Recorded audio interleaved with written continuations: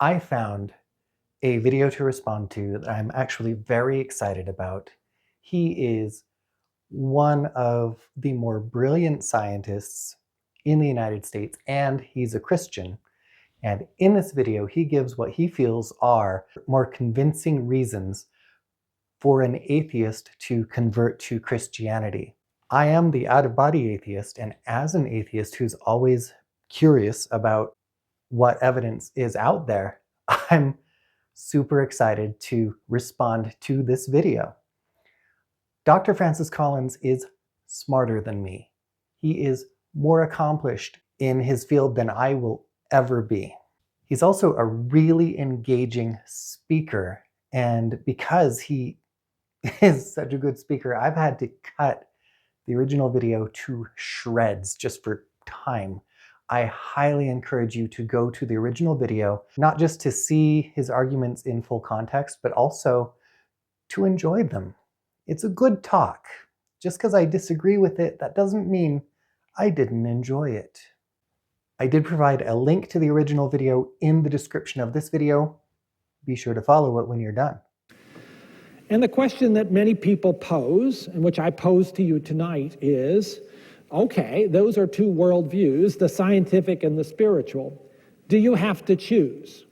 Do you have to basically throw in your lot with one or the other and neglect the other one? Or is there a possibility here of being someone who could merge these two, not necessarily building a firewall between them, but actually having both of those perspectives within your own experience? There is no reason for a religious believer to be unable to apply the scientific method and do good science. Dr. Francis Collins is himself an excellent example of just that. However, I would also point out that the standards for evidence in a scientific worldview are incompatible with the standards for evidence from a spiritual worldview, because in science, you don't get to make claims without evidence, whereas in spiritualism, there is often an emphasis on faith, and faith is something we, by definition, believe without evidence. So in that way, yeah, they are incompatible because they have different standards for evidence.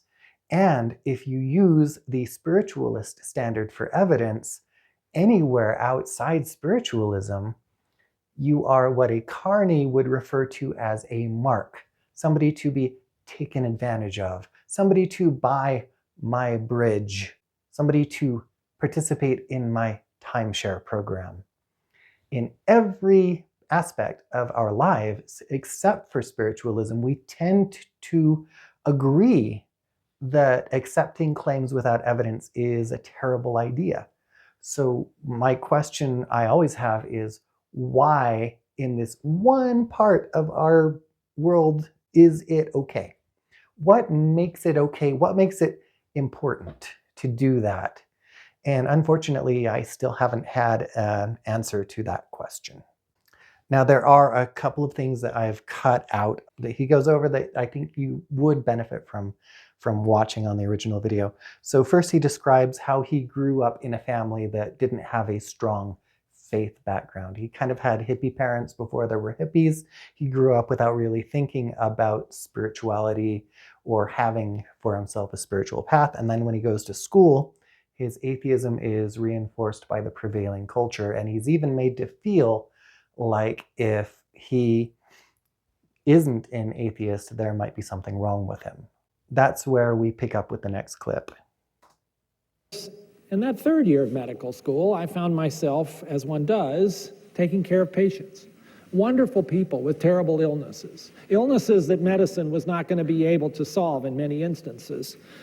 People who saw the approach of death, knowing what was coming, and to my surprise, seemed to be at peace about it because of their faith. So I would say that it is the lag time between finding out they were going to die and their death that allowed them to come to peace with the fact that they were dying rather than their faith. I suspect that Dr. Collins had a significant sample bias in that There are just way more people, and especially when this was happening in the 70s, there were just way more people who were faith havers, who were convalescing and dying, than there were atheists doing the same. I suspect if he had a more representative sample and he were comparing the two populations, he would find that both atheists and theists have about the same rates of eventual acceptance of death given time to prepare. I don't expect that I will be lucky enough to know when my death is coming. Most of us are not. And I think that is actually where a lot of our fear around death comes from, because it's a terrible surprise. And no matter when it happens, it's almost a guarantee that there's going to be something we wish we could have finished or seen or experienced that now we don't get to. And I feel like that is independent of faith. I did already do a video on how I respond to death, how I deal with death as an atheist. I'll link to it at the end of this video if you're interested. And that was a bit disturbing, but I tried to put it out of my mind until one afternoon when a wonderful elderly woman who was my patient, who had very advanced heart disease that we had run out of options for and who knew her life was coming to a close, told me in a very simple, sincere way about her faith and how that gave her courage and hope and peace about what was coming. And as she finished that description, she looked at me sort of quizzically as I sat there silently, feeling a little embarrassed, and she said, "Doctor, I've told you about my faith, and we've talked about my family, and I thought maybe you might say something." All right, so the reason I kept this clip in is I think it's important to talk about how if you are talking to somebody who is facing certain death and you disagree with them about their faith, whether you're a different faith or no faith at all, I think the only good way to address that is to humor them. I don't think it's appropriate to make the last moments of somebody's life uncomfortable just because you have a disagreement about something that, if I'm right, doesn't even matter. And so no matter what, it is better if you disagree with somebody who's dying to just hold their hand and be there for them and humor them if they ask you to, as this woman did. She was asking to be supported in her beliefs in her death.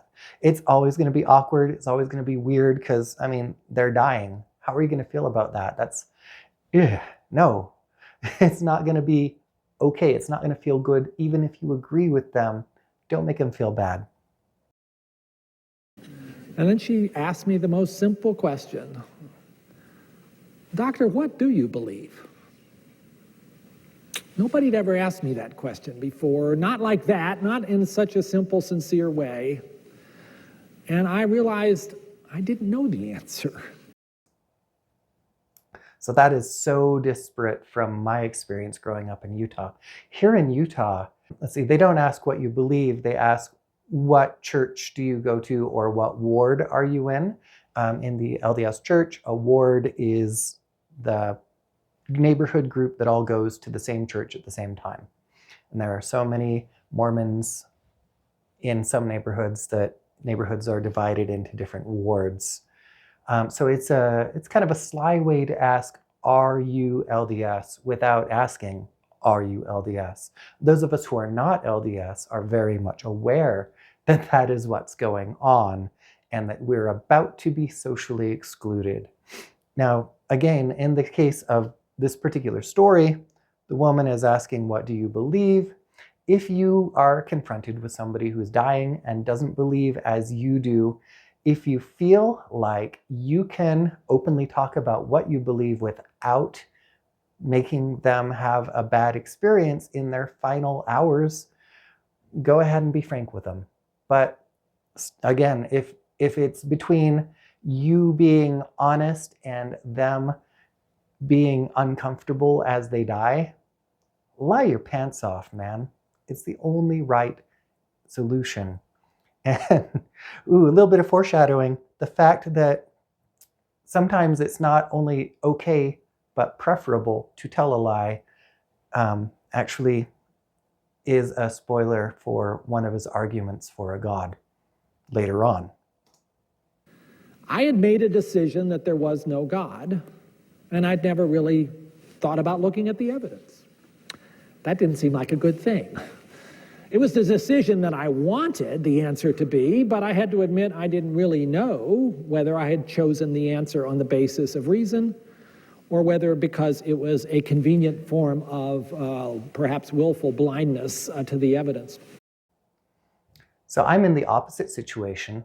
I didn't choose to be an atheist, and at one point after becoming an atheist, I even actively tried to believe in a God.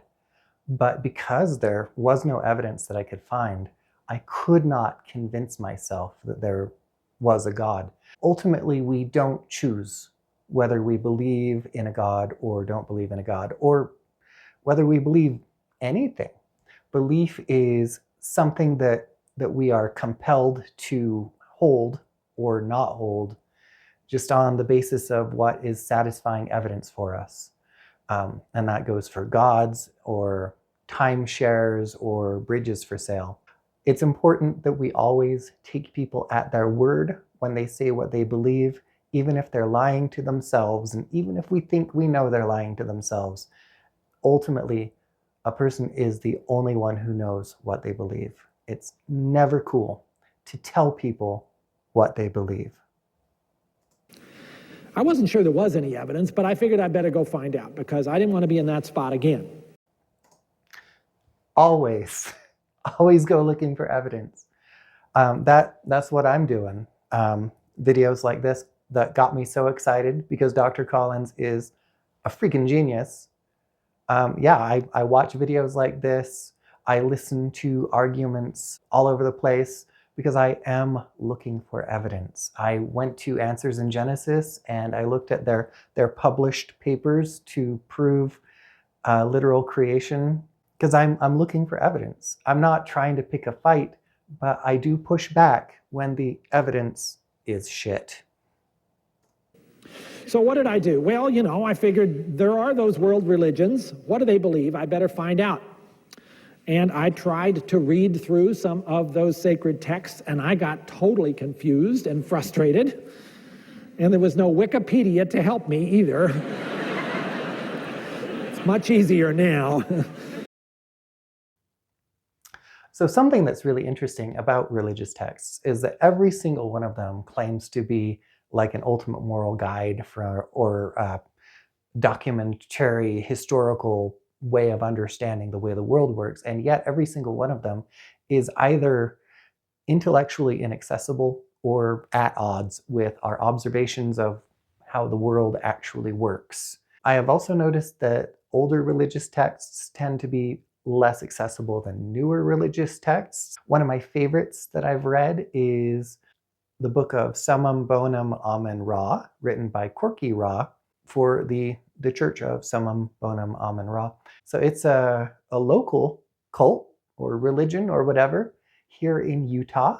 It's a pyramid religion. They're the only place in the United States that is licensed to perform human mummification. They throw amazing parties. Their text is marvelously acceptable because it was written by somebody who lives contemporaneously with me. He thinks the same way I do. He expresses his thoughts the same way I do. So I was able to read his whole book very easily. And so it makes sense that these books that were written 2,000 to 4,000 years ago are going to be more of a slog to read. But I kind of wonder, people say that their antiquity makes them more true somehow. I think it just makes them more morally ambiguous because they become kind of a Rorschach test. We're going to see what we want to see because none of us are having a good time reading that. Shakespeare is far more contemporaneous and relatable, and a lot of people struggle with Shakespeare. And the thoughtful reflections of this Oxford scholar, whose name, of course, is C.S. Lewis, made me realize there was a great depth of thinking and reason that could be applied to the question of God. Oh, C.S. Lewis. I really enjoyed the Chronicles of Narnia when I was a kid. I thought they were awesome books. When I was trying to be a believer, lots of people directed me to read C.S. Lewis's Mere Christianity. And it's a shitty book, man. He's a good writer, but the arguments in his book are trash.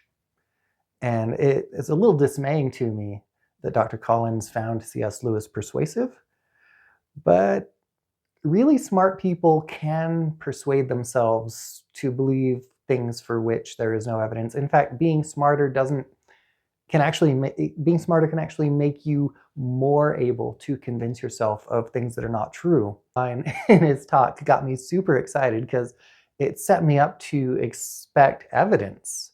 I have already watched through this a couple of times and cut it up to a more manageable size. It's a half. When it came to that, he was an idiot, despite the fact that Linus Pauling, like Dr. Francis Collins, is far more intelligent and accomplished than I will ever be. I began to realize that the evidence for the existence of God, while not proof, was actually pretty interesting. And it certainly made me realize that atheism would no longer be for me an acceptable choice, that it was the least rational of the options.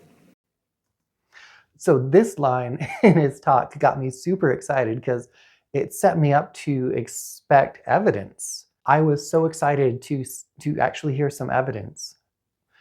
And then I was disappointed.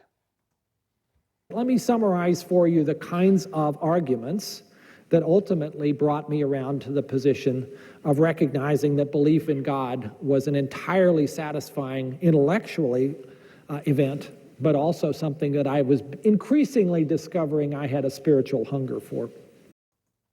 So note that he has now swapped out evidence for arguments. We're not actually going to hear any evidence, we're going to hear arguments.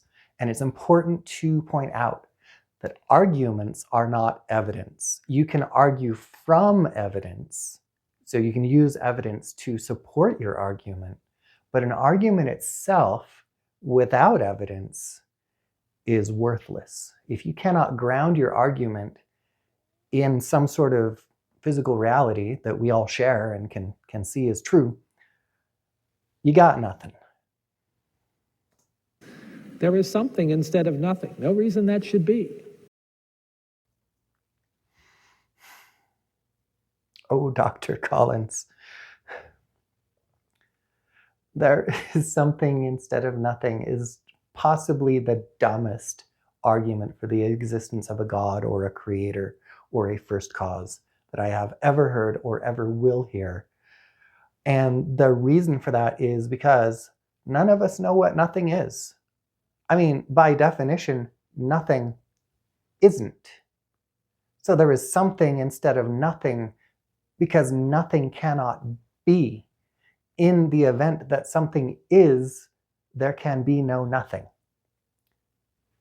And so it seems like a valid argument because it makes sense semantically. There is something instead of nothing is a phrase that our brains can parse, but if you look at the meanings of all the words, it actually stops making sense, which happens to be one of my favorite Talking Heads albums. And why should that be? Why should mathematics be so unreasonably effective in describing nature? All right, so the second argument is that math works. And that also left me feeling really disappointed. Mathematics is something that we originally started doing to describe the world we live in. I have one apple, then I have another apple, and I have two apples. I have a pen, I have an apple, apple pen. Is mathematics. That's the basis for all of the math, the numeracy of things. In fact, humans are not even the only animal with a sense of numeracy.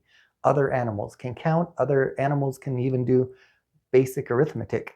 Researchers have found that several species of fish can estimate quantities and maybe even count to 4. It's just a part of living successfully in the world with a bigger brain, and there's nothing miraculous about it. All mathematics is evidence for is the fact that we can observe the world and we have a sense of numeracy, and then we can use our reasoning ability to use that in combination with logical rules to come up with a greater, more expanded sense of numeracy of things. Mathematics is something we do. It's not something that's being done to us. There's the Big Bang. The fact that the universe had a beginning, as virtually all scientists are now coming to the conclusion, about 13.7 billion years ago, in an unimaginable singularity, where the universe, smaller than a golf ball, suddenly appeared and then began flying apart and has been flying apart ever since. So he snuck a little thing in there to support his something instead of nothing thing. Now he's saying something from nothing because he snuck in the words suddenly appeared. Nothing about the Big Bang talks about what happened prior to the Big Bang. Nothing about the Big Bang theorizes that there wasn't anything before the Big Bang. All it does is say that the universe as we know it started with the Big Bang. However, the universe as we don't know it could have existed for any amount of time prior to the Big Bang, or at least prior to the Planck time after the Big Bang. So he's sneaking in creationist concepts. He is an old Earth creationist. Thank goodness. He is an ally when it comes to the theory of evolution. But he's sneaking in these really stupid ideas when he doesn't have to. There's nothing about the Big Bang that necessitates a creator or a first cause or anything of the sort. Our science cannot look back beyond that point, and it seems that something came out of nothing. The Big Bang is not something from nothing. The Big Bang is a change of state. The universe was a tiny point. The universe is no longer a tiny point from our frame of reference.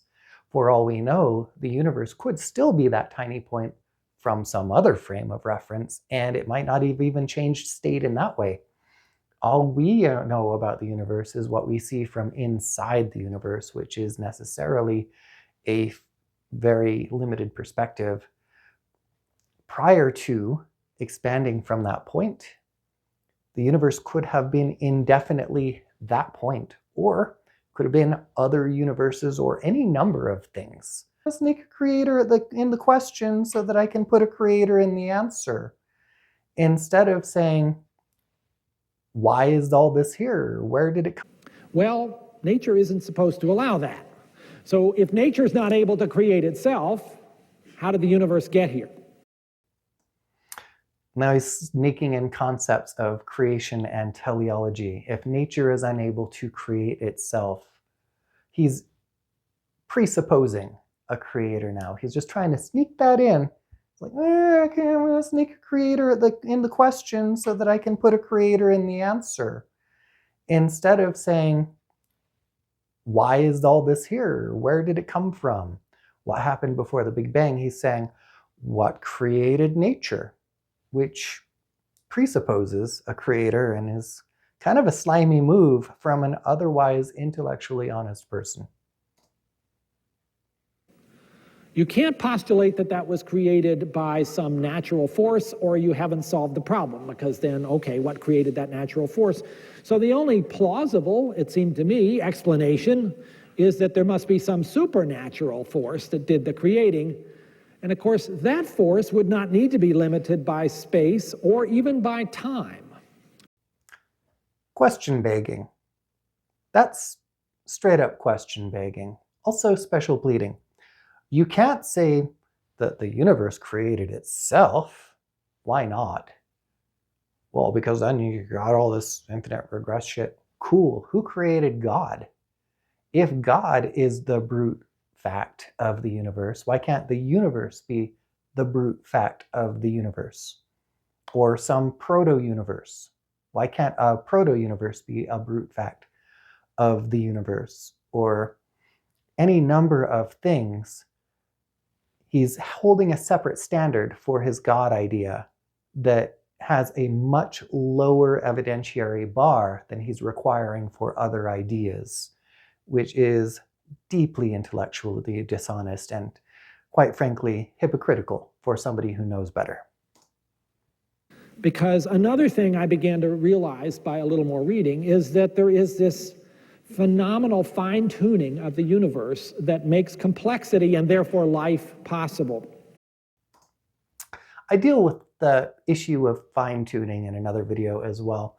The universe is not fine-tuned for life, and we can know that quite simply by observing the universe and observing the fact that life exists as a thin crust, as thin as the skin of an apple, on one rock in a massive void surrounded by other rocks that for all appearances are sterile. If I could shrink the universe down to the size of a petri dish, just to put this in terms that I understand as somebody who's worked a little bit in a microbiological lab, if I could take the universe and shrink it down to the size of a petri dish and sample the universe for life, or in this case, cells, I could sample thousands or even millions of times, I would not find life.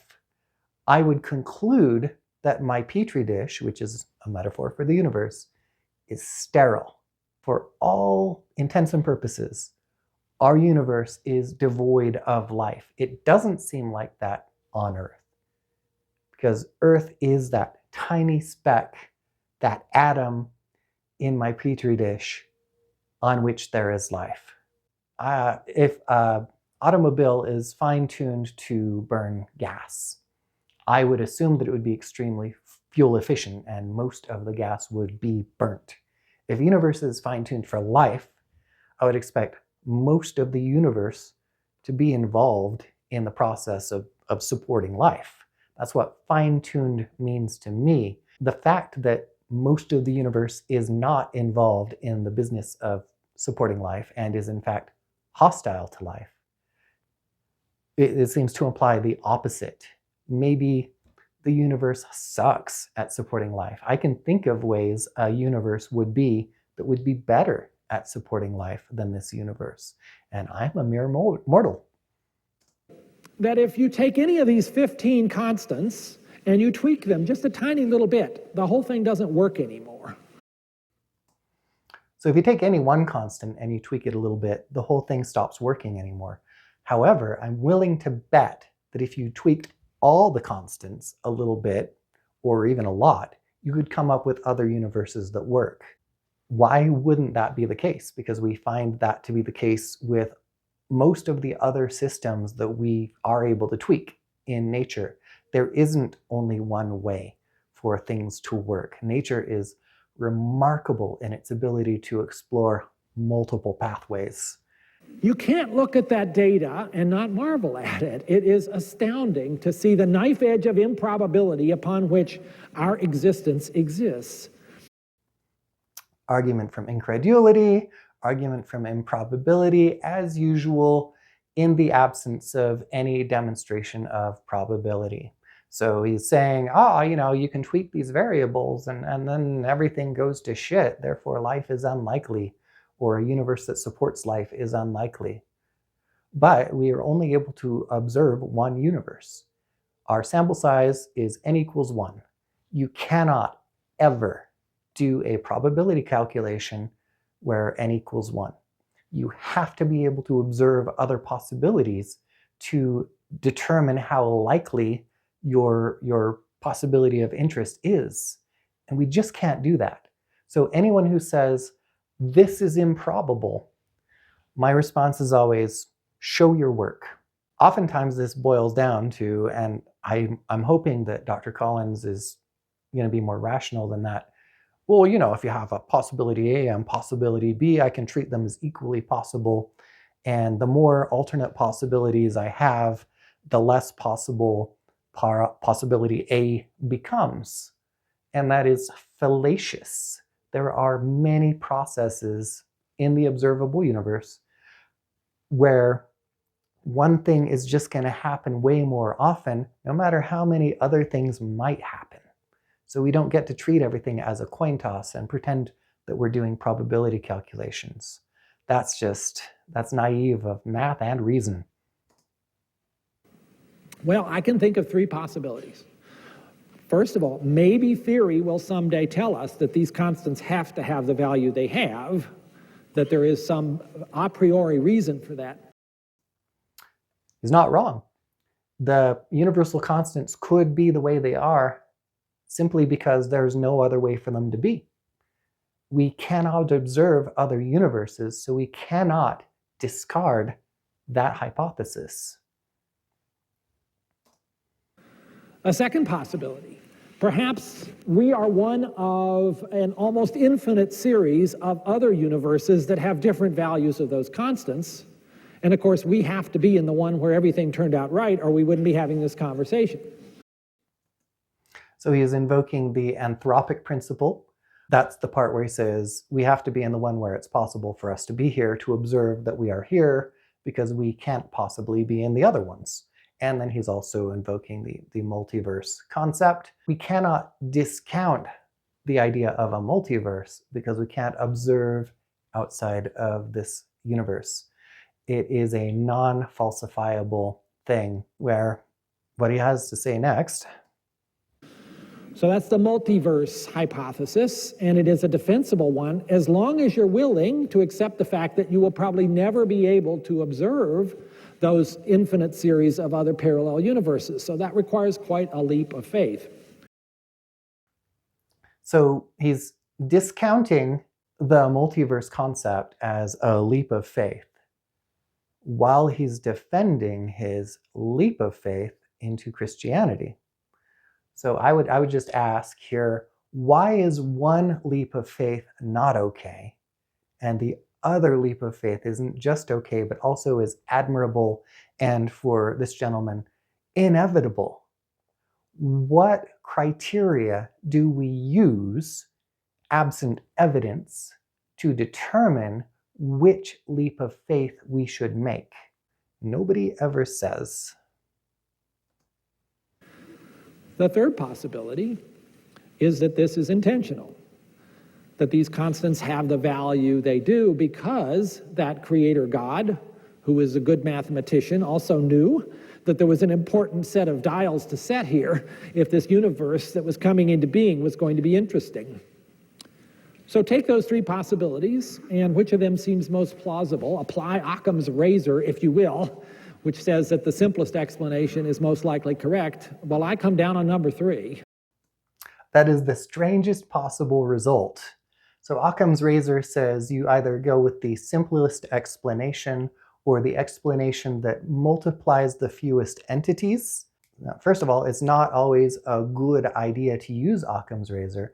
If evidence supports a more complicated explanation, you must go with the explanation that is supported by evidence.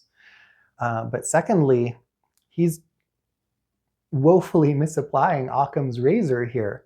So he's dressed up as God a little bit. God is good at math. God is good at physics. God wants there to be humans. So he's created this entity that's complex enough to have wants and abilities and preferences, which is a hell of a lot more complicated as an explanation than either of his other two possible explanations. God did it as a simple explanation, but God as a concept, the way he's defining God, can't be simple. That's a whole other being with a whole other set of rules. We haven't observed the being, we haven't observed the rules, and yet he's saying, oh yeah, Occam's razor, let's just slip a God in there. That's not how Occam's razor works, Dr. Collins, and you know it. So far, how far have we gotten? We've gotten to Einstein's God now, because Einstein certainly marveled at the way in which mathematics worked. Einstein was not aware, as far as we know, of the fine-tuning arguments at quite this level, but probably would have embraced them in the same way. But we haven't really gotten to a theist God yet. We've gotten to a deist God. So how do we get there? So the deist concept of God, a non-intercessory God, a God that doesn't leave traces of evidence in the universe, that concept is the reason I am an agnostic atheist. There's no way to have any evidence for a deistic God, which means that the absence of evidence for a God cannot allow us to completely discount a deistic God as a possibility. It's still not reasonable to believe in a deistic God because of that same absence of evidence. However, it is equally unreasonable to believe there is no deistic God. We must be agnostic about a deistic God. Getting to a theistic God, an intercessory God, a God that cares and interferes with the universe, that kind of God, by definition, would leave evidence. Anything that affects things in the universe leaves evidence in the universe. So then we move into the type of God that I actually could make a positive claim does not exist based on the absence of evidence. The difference between something that leaves no evidence of its existence and something that does not exist is that there is no difference. That made sense in my head. Well, now we come back to Lewis in that first chapter of Mere Christianity, which is called Right and Wrong as a Clue to the Meaning of the Universe. And here what is being talked about is the moral law. Oh dear. So we're using the existence of a moral law as a bridge from a deistic God to a theistic God. So God makes morals is the claim. This is undermined by the fact that all of our morals are situational. We all agree that it is wrong to lie, but we also all agree that if our partner asks, "Do these pants make my ass look big?" it is preferable to lie. We also all agree that it is wrong to kill. But does that mean that the people of Ukraine should lay down their arms and let the Russian army steamroll over them because of the fact that our deeply inadequate president has a man crush on Putin? No. It is right that the Ukrainians are killing to defend their freedom and their country and try to stave off this massive breach of international law that is being perpetrated right now by Russia. It's complicated. You should not kill except when you should. You should not lie except when you should. You should not steal except when you should. Is it good, as in Les Mis, to steal a loaf of bread to feed a starving child? I'm going to leave that choice up to you, but if I see you doing it, no, I didn't.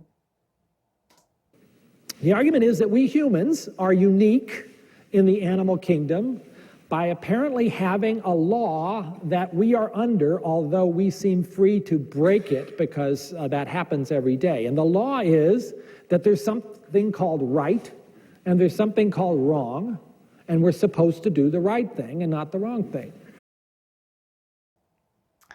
Except, as I just demonstrated, all of the things that we know are wrong things are sometimes right things, and all of the things that we consider right things are sometimes wrong things.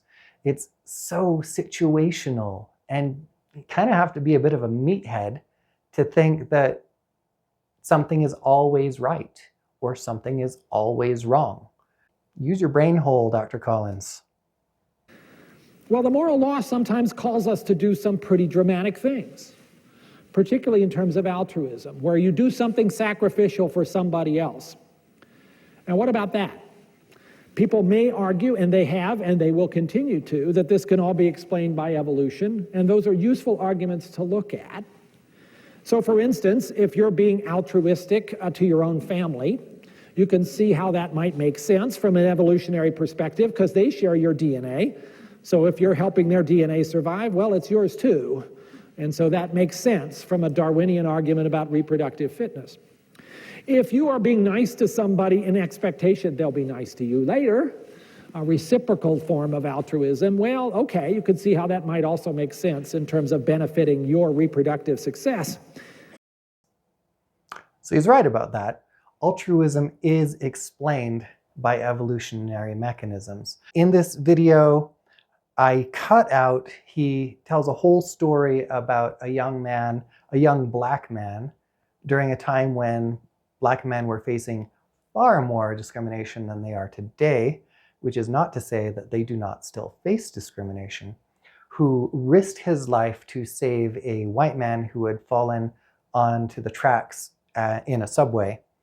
And he's saying that this extreme altruism by somebody who has nothing to gain from it and who is clearly not part of this other person's group demonstrates that we have altruism beyond what can be explained by natural selection and evolution. So evolution doesn't give us complex ideas. It gives us instincts. It gives us an instinct for altruism. There's no mechanism in evolution that can reliably set us up to test for whether somebody is kin before we are altruistic with them.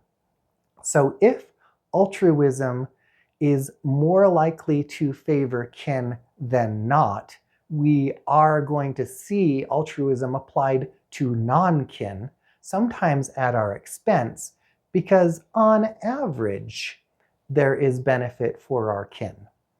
So then we get the extreme cases where we risk everything to gain nothing. We're still being driven by those same altruistic instincts, those inbuilt altruisms that all social animals have. It's the same thing. We've found an extreme outlier. The outlier does not disprove the rest because it does still fall within the purview of instinctual altruism. And I also want to make it very clear that just because I believe that altruism is instinctive, that doesn't mean I do not value altruism. I value altruism very much. The fact that something is an intrinsic part of us that we do because it's just something we do doesn't mean we have to devalue it. That's a weird thing that for some reason people have come up with. But a consequence of that, and all the other models that have been put together, is that you still have to be hostile to people who are not in your group. Otherwise, the whole thing falls apart as far as the evolutionary drive for successful competition. All right, and that is the end of what I've cut out. I just want to say that last bit is such a non sequitur. Oh man, so our tendency towards altruism for our kin does not, in fact, necessitate hostility towards an outgroup. We do often see it, and it is part of an instinctual drive to preserve resources for our in-group. But if you think about it, where there is intergroup hostility, we're going to see reduced survival in both groups. If we're throwing rocks at each other and killing each other over resources, both groups have a harm to them. Both groups experience reduced survival versus if we have less aggressive means of defending our resources or our territories or our in-group from interlopers and intruders. And something we have seen over time is that humans do seem to be in the process of self-domestication as more and more of us who are unrelated to each other cluster together in these things called cities. We notice that there tends to be a more progressive attitude, and a more socially conservative attitude tends to prevail out in the country. This differentiation happens too quickly to be purely driven by current evolutionary events. So we have to conclude that there's already this built-in mechanism where if you crowd human animals together, a different set of behaviors kicks in, and our in-group is allowed to grow far beyond what a more limited perception of evolutionary mechanisms would support. The fact that evolution can lead to complex behaviors doesn't mean that if we find a really, really complex behavior, that must be outside of what is allowed by evolution. I am deeply disappointed by the fact that Dr. Francis Collins just dredged up the same old tired apologetics and offered this polished turd up as evidence when he knows better than I do what actually constitutes evidence, or he should, because his doctorate of philosophy should have set him up to understand that a hell of a lot better than my BS I've got. If you would like to see me respond to other videos, link me to them in the comments. Of course, your corrections or even your praise are always welcome. If you want to say mean things to me, go ahead and do that down there as well. I've been the Out of Body Atheist. I'll see you later.